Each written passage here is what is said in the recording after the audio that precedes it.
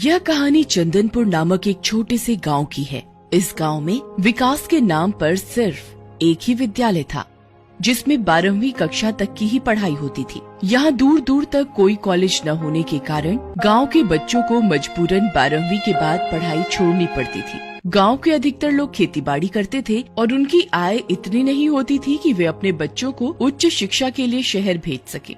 पिताजी, मेरी 12वीं की परीक्षा का परिणाम आ गया। मैंने पूरे जिले में टॉप किया है। लेकिन क्या बेटा? मुझे अपनी पढ़ाई आगे जारी रखनी है। चाहता तो मैं भी यही हूँ कि तू पढ़ लिख कर डॉक्टर बने और गांव के लोगों की सेवा करे। खैर, कर भी क्या सकते हैं। फिर भी मैं एक बार गांव के मुखिया से बात करके इस समस्या का समाधान निकालने की कोशिश करता हूँ।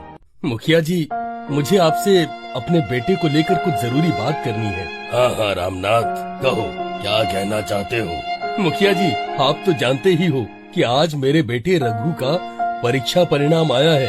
उसने पूरे जिले में उच्च अंक प्राप्त किए हैं। वह अब अपनी पढ़ाई जारी रखकर डॉक्टर बनना चाहता है। अगर आप इसमें हमारी कुछ मदद कर सकें तो आपकी बहुत मेहरबानी होगी। रघु तो हमारा बहुत होनहार बच्चा है। हम जरूर से आगे पढ़ाने के बारे में कुछ सोचते हैं।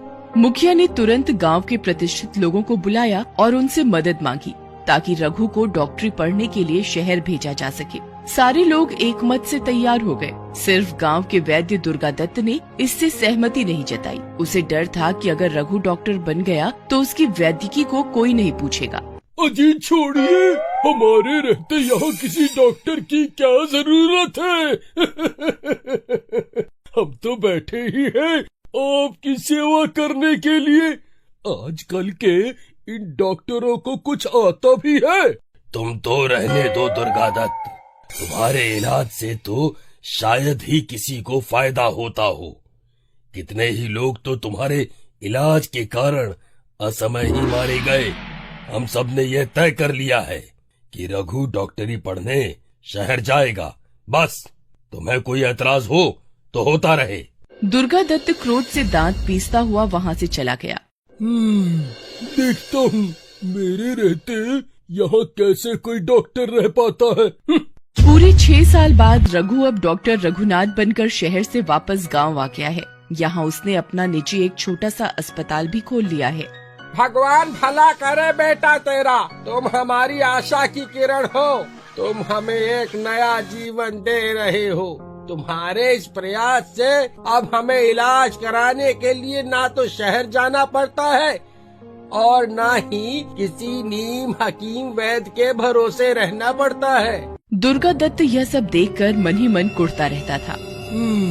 बस एक मौके का इंतजार है, फिर मैं इन सबको देख लूंगा, किसी को नहीं छोड़ूंगा। एक दिन गांव में बच्चों को पिलाने के लिए शहर से पोलियो की दवाइयों के बक्से आए हुए थे। सभी गांव वाले उन दवाइयों को आश्चर्य से देख रहे थे। क्यों ना मैं इन्हें चुरा लूं?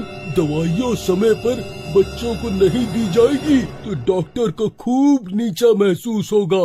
गांव वालों को भी डॉक्टर लापरवाह लगेगा और गांव वालों का सारा भरोसा उस पर से टूट जाएगा। दवाई का वितरण रविवार को होना था। दुर्गादत्त ने शनिवार की रात को ही उन्हें चुराने का निर्णय किया। आधी रात का वक्त था, गांव में सब लोग सो गए थे। तब दुर्गादत्त चुपके से अस्पताल में दाखिल हुआ। बेहद ही चौकन्ना होकर वह उस कमरे में पहुंचा जिसमें सारी दवाइयां रखी हुई थी।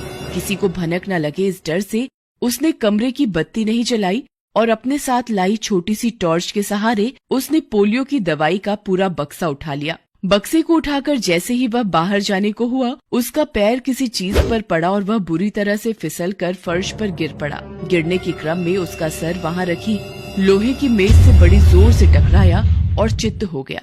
दवाइयों का बक्सा भी उसके हाथ से छिटककर दूर जा गिरा और सारी दवाइयां बिखर गईं। अरे ये क्या, सारी दवाइयाँ यहाँ ऐसे बिखरी क्यों पड़ी हैं? वो देखिए मुखिया जी, दुर्गादत्त, शायद उसके सिर में चोट लगी है। उसके सिर से खून निकलकर सारा फर्श पर जम गया है। मुझे लगता है दुर्गादत्त चोरी के इरादे से अस्पताल में घुसा होगा और यहाँ इस हादसे में उसकी मौत हो गई। आप ठीक कह रहे हैं मुखिया जी। बुराई का फल हमेशा बुरा होता है। यह बात कुछ देर में पूरे गांव में फैल गई।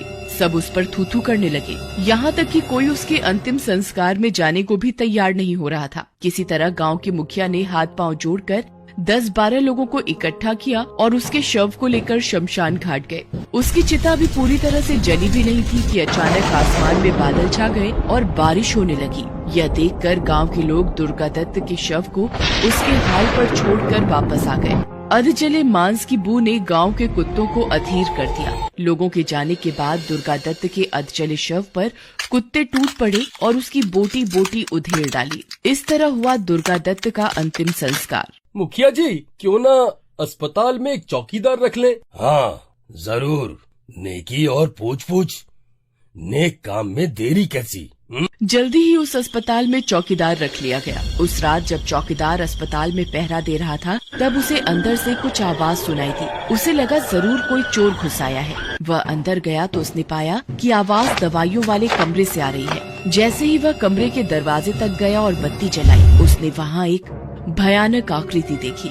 उस आकृति का सारा शरीर जला हुआ और जगह जगह से मांस उठवा हुआ था, मानो किसी जानवर ने नोच डाला हो। वह बुरी तरह से दवाइयों को नष्ट करने में लगी हुई थी। चौकीदार को यह देखकर जैसे लकवा मार गया। वह डर के मारे वहीं जड़ होकर रह गया। जैसे तैसे हिम्मत करके वह भागने के लिए मुड़ा ही था कि अचानक वह आकृति एकदम से उसके सामने आ गई। उसने चौकीदार की गर्दन को अपने हाथों से जकड़ लिया। चौकीदार किसी परिंदे की तरह छटपटाने लगा। थोड़ी ही देर में उसके प्राणों ने उसके शरीर का साथ छोड़ दिया। चौकीदार को मुर्दा देखकर उस भयानक आकृति की आंखें एक पल के लिए चमकी और अगले ही पल उसने चौकीदार की लाश को बुरी तरह नोच खसोट डाला। अगले दिन डॉक्टर रघुनाथ और अन्य लोग के अस्पताल में आने पर उफ, इसकी भी मौत हो गई। डॉक्टर साहब, शायद रात को किसी जंगली जानवर ने ऐसा किया है। आप भयभीत मत होइए। खैर, चौकीदार का अंतिम संस्कार कर दिया गया और एक दूसरे चौकीदार को नियुक्त किया गया। लेकिन उस चौकीदार की भी उसी तरह कटी फटी लाश मिली तो सारे गांव में सनसनी फैल गई। एक हफ्ते के अंदर 2-2 चौकीदारों की मौत से सारा गांव दहशत में आ गया था। डॉक्टर साहब, यहाँ किसी भूत प्रेत का चक्कर है। हो न हो, यह काम जरूर दुर्गा दत्त की आत्मा कर रही है। मुझे तो कुछ समझ ही नहीं आ रहा है कि आखिर मैं क्या करूं। इस घटना के बाद से कोई भी चौकीदार वहाँ पर काम करने के लिए तैयार नहीं था। कुछ दिनों बाद मुखिया जी की पत्नी कमलावती अपने घर की सीढ़ियों पर से अचानक फिसलते हुए, "उई माँ!" क्या हुआ? कोई जवाब न पाकर वह बाहर आंगन में जाकर देखता है कि उसकी पत्नी गिर गई है और उसके सिर पर गहरी चोट आई है। आनन फानन में रघु को बुलाया गया और मुखिया की पत्नी को तत्काल अस्पताल में ले जाया गया। रात होने की वजह से कोई वहाँ रुकना नहीं चाहता था, इसलिए सब लोग वहाँ से धीरे धीरे चले गए। स्वयं मुखिया जी और रघु की भी यही राय थी, लेकिन मुखिया के घर पर इलाज की पूर्ण सुविधाएं न होने के कारण मजबूरीवश उन्हें वहाँ रुकना पड़ा। आधी रात हो चली थी। रघु ने मुखिया जी की पत्नी को टांके लगाकर पट्टी कर दी थी, पर वह अभी भी बेहोश थी। मुखिया जी और रघु भी बातें करते करते वहीं कुर्सी पर ही ऊँघ रहे थे। अचानक उन्हें एक खटके की आवाज सुनाई देती है और दोनों चौंक जाते हैं। आवाज दवाइयों के कमरे से आ रही थी। दोनों का दिल बुरी तरह धड़कने लगता है। रघु हिम्मत करके उठता है और उस तरफ जाने लगता है। कहाँ जा रहे हो रघु? तुम्हें कहीं जाने की जरूरत नहीं है। मैं बस अभी आया मुखिया जी, आप यहीं ठहरिए। रघु सीधा दवाइयों के कमरे में पहुंच जाता है। वहाँ उसे एक भयानक आकृति दिखाई देती है जिसका सारा शरीर जला हुआ है और उसका जगह जगह से मांस उधड़ा हुआ है। सारे कमरे में एक भयानक बदबू फैली हुई है, जैसे कोई लाश सड़ रही हो। कौन है तुम? इतनी जल्दी भूल गया मुझे? मैं दुर्गा दत्त हूँ। तेरे ही कारण मेरा सर्वनाश हुआ है। अब मैं तेरा सर्वनाश करूँगा। वह रघु की गर्दन पर अपना शिकंजा धीरे धीरे कसने लगता है। रघु किसी मुर्गे की तरह छटपटाता है। उसकी आंखें जैसे बाहर आने को ही होती हैं। छोड़ो मुझे, मैं कहता हूँ छोड़ो मुझे। रघु बेटा। अचानक दुर्गा दत्त की भयानक आकृति का ध्यान भंग हो जाता है और रघु उसके शिकंजे से छूट जाता है। मुखिया जी दुर्गा दत्त पर एक लकड़ी का टुकड़ा फेंक कर मारते हैं। हट, हमारे बीच में मत आ, कह देता हूँ। नहीं तो तू भी मरेगा साथ में। इसी दिन का तो मुझे काफी दिनों से इंतजार था। अब कहाँ जाएगा मुझसे बचकर। अचानक रघु उस भयानक आकृति को चकमा देकर और मुखिया को उठाकर उस कमरे में आता है जिसमें उसकी पत्नी थी। फिर वो दोनों जैसे तैसे उनकी पत्नी को स्ट्रेचर पर लादकर वहाँ से बाहर निकलते हैं। बचाओ बचाओ! उनकी आवाज सुनकर कुछ ही देर में गांव के कई लोग हाथों में लाठियां और लालटेन लेकर वहां आ जाते हैं और उन लोगों को लेकर वहां से निकल जाते हैं। सुबह मुखिया और रघु द्वारा रात की घटना सुनकर गांव के लोग आपस में विचार कर वाराणसी से एक सिद्ध तांत्रिक को बुला कर लाते हैं। सारी बातें सुनने और उस जगह का मुआयना करने के बाद मैं उस दुष्ट आत्मा को खत्म तो नहीं कर सकता, हाँ, पर इतना अवश्य कर सकता हूँ कि उसे उसी कमरे में कैद कर दूं, जिससे वह किसी को कोई नुकसान न पहुंचा पाए। जैसा आपको ठीक लगे, बस आप इससे हमारा पीछा छुड़ाइए। अब ये आत्मा इसी कक्ष में कैद रहेगी, लेकिन सावधान, भूल से भी इस कमरे का ताला नहीं खुलना चाहिए, वरना अनर्थ हो जाएगा। वो पापी आत्मा आजाद होकर सारे गांव को तबाह कर देगी। इस घटना को आज 15 साल से भी ऊपर हो गए हैं। डॉक्टर रघुनाथ की प्रसिद्धि चारों तरफ फैल गई है। अब उनका छोटा सा अस्पताल विस्तृत होकर बड़ा बन गया है, जहां आज कई डॉक्टर और तमाम तरह की आधुनिक मेडिकल सुविधाएं मरीजों के लिए उपलब्ध हैं। लेकिन इस अस्पताल का वो शापित कमरा जिसमें दुर्गा दत्त की आत्मा कैद है, आज भी बंद है। ये कहानी है मायागंज के एक प्राइवेट अस्पताल की। रात के 12:30 बज रहे थे। हर ओर सन्नाटा था। अस्पताल के एक बिस्तर पर अनन्या आंखें मूंद कर लेटी हुई थी। कुछ और मरीज भी अपने अपने बिस्तर पर सोए हुए थे। अनन्या के हाथ में स्लाइन लगी हुई थी। उसके बिस्तर के ऊपर एक मॉनिटर भी लगा था जिसमें आड़ी टेढ़ी रेखाएं चल रही थीं। अचानक अनन्या को किसी औरत के रोने की आवाज आई। उस आवाज से उसकी नींद टूट गई। अरे, इतनी रात को अस्पताल में कौन रो रहा है? कहीं किसी के साथ कोई अनहोनी तो नहीं हो गई? अनन्या ने अपनी आंखें खोली तो उसने जो देखा, उसे देखकर उसकी चीख निकल गई। उसने देखा कि उसके सामने एक बहुत ही भयानक चुड़ैल खड़ी है, जो उसे देखकर रोए जा रही है।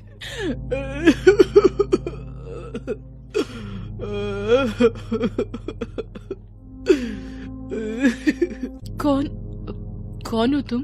भाग जा यहाँ से, भाग जा, नहीं तो तू मरेगी। ये कहकर चुड़ैल अनन्या के पास आई और उसके हाथों में लगी स्लाइन के पाइप को खींचने लगी। अरे, ये क्या कर रही हो तुम? पागल हो गई हो क्या? छोड़ो मुझे। लेकिन उस चुड़ैल ने अनन्या की एक नहीं सुनी और उसने स्लाइन की पाइप को खींचकर निकाल दिया। अनन्या जोर से चीख पड़ी। अनन्या के हाथ से खून बह रहा था और वो नीचे जमीन पर टपक रहा था। उसके खून से अस्पताल की फर्श धीरे धीरे कर लाल होती जा रही थी। क्यों कर रही हो तुम ये सब? मैंने क्या बिगाड़ा है तुम्हारा? भाग जा यहाँ से, भाग जा, नहीं तो तू मरेगी। अनन्या दर्द से करा रही थी। तभी चुड़ैल ने उसके बिस्तर के ऊपर लगे मॉनिटर को घूर कर देखा और उसे अपने नाखूनों से नोचने लगा। फिर एक जोरदार मुक्का वो उस मॉनिटर पर मारती है। उसकी स्क्रीन पूरी टूट जाती है। उसके बाद वो चुड़ैल अपने हाथ से मॉनिटर निकालती है और अनन्या की तरफ फेंकती। अनन्या खुद को बचाने के लिए जोर से चीख पड़ती है, बचाओ। अनन्या की चीख सुनकर उसके बिस्तर के पास बैठी उसकी 10 साल की बेटी अर्पिता बहुत घबरा गई और उसने अपनी माँ से कहा, क्या हुआ माँ, क्या हुआ? तुम इस तरह क्यों चीखी? चुड़ैल, वो चुड़ैल मार देगी मुझे, मार देगी। कौन मार देगी? वो चुड़ैल, देखो तो, उसने मेरी स्लाइन खोल दी है और मॉनिटर भी तोड़ दिया। ये सब तुम क्या कह रही हो माँ? ऐसा तो कुछ नहीं हुआ है। ये देखो, ये स्लाइन तो लगी हुई है तुम्हारे हाथों में। अनन्या ने भी घूर कर अपने हाथों की ओर देखा, फिर अपने बिस्तर के ऊपर लगी मॉनिटर की ओर। अरे, यहाँ तो सब ठीक है। इसका मतलब मैं कोई सपना देख रही थी।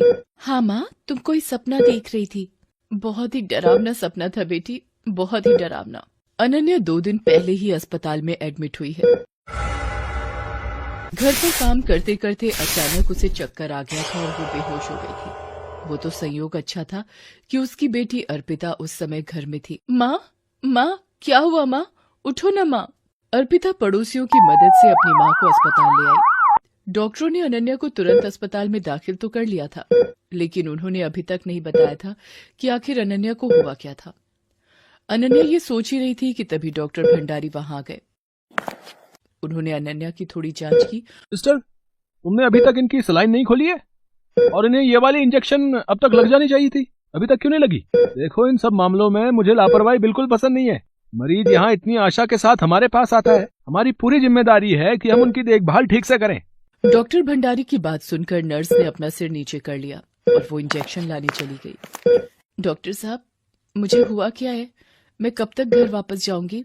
बहुत जल्द। ये कहकर डॉक्टर भंडारी वहां से चले गए। कुछ देर बाद नर्स ने आकर अनन्या की स्लाइन खोली और उन्हें इंजेक्शन लगाया और वो भी चली गई। उनके जाने के बाद अनन्या ने अर्पिता से कहा कि उसे वॉशरूम जाना है, इसलिए वो उठकर बाथरूम चली गई। बाथरूम से जब वो लौट रही थी तो उसे लगा कि कोई उसके पीछे है और वो उससे कुछ कह रहा है। उसने जब पीछे मुड़कर देखा तो उसे वही चुड़ैल फिर से दिखी। भाग जा यहाँ से, भाग जा, नहीं तो तू मरेगी। उस चुड़ैल को देखकर अनन्या के हाथ पांव फूल गए। वो भागी भागी अपने वार्ड की ओर जाने लगी, लेकिन जैसे ही वो अपने वार्ड में पहुंची, वहां का नजारा देखकर उसके पैर कांपने लगे। उसने देखा कि अस्पताल के हर बिस्तर पर वही लेटी हुई है और वहीं बिस्तर के पास उसकी बेटी अर्पिता बैठी हुई है। क्या हो रहा है मुझे हर बिस्तर पर मैं खुद ही क्यों दिख रही हूँ? और ये अर्पिता भी सभी जगह क्यों दिख रही है मुझे? अर्पिता। उसकी आवाज का शोर सुनकर अर्पिता ने अपनी माँ को जोर से पकड़ लिया और उससे कहा, माँ, क्या हुआ माँ? तुमने फिर से कोई सपना देखा क्या?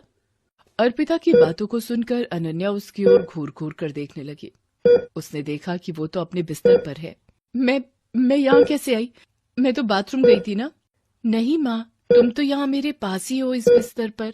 नहीं, ये कैसे हो सकता है? मैं तो बाथरूम गई थी, वहाँ वो चुड़ैल। इतना कहकर वो चीखने लगी। अनन्या का शोर सुनकर वहाँ पर डॉक्टर भंडारी और नर्स भी आ गए। क्या हुआ है आपको? तब अनन्या ने डॉक्टर भंडारी की ओर घूर कर देखा। उस समय उसकी आंखें पूरी लाल हो गई। अनन्या ने डॉक्टर भंडारी का कॉलर पकड़ लिया और उसे अपनी ओर खींचती हुई अजीब सी आवाज में बोली, कौन सा इंजेक्शन दिया मुझे डॉक्टर भंडारी? कौन सा? अरे छोड़िए मुझे। मैं तुझे नहीं छोड़ूंगी भंडारी, मार दूंगी मैं तुझे। ये कहकर अनन्या डॉक्टर भंडारी के कंधे पर चढ़ गई, लेकिन जैसे ही वो उसके कंधे पर चढ़ी तो उसका चेहरा बिल्कुल बदल गया और वो एक चुड़ैल के रूप में बदल गई। जैसे ही उसका चेहरा वहाँ खड़ी नर्स ने देखा, वो चिल्ला उठी, ये तो माला है, लेकिन ये तो। उसके बाद चुड़ैल ने डॉक्टर भंडारी को नीचे गिरा दिया और उसके सीने को अपने नाखूनों से नोचने लगी। खून की धार डॉक्टर भंडारी के सीने से बहने लगी। छोड़ो मुझे। भंडारी, तुम जैसे राक्षसों को जीने का कोई हक नहीं है। डॉक्टर भगवान के समान होता है, लेकिन तुमने तो इस पेशे को धंधा बना दिया।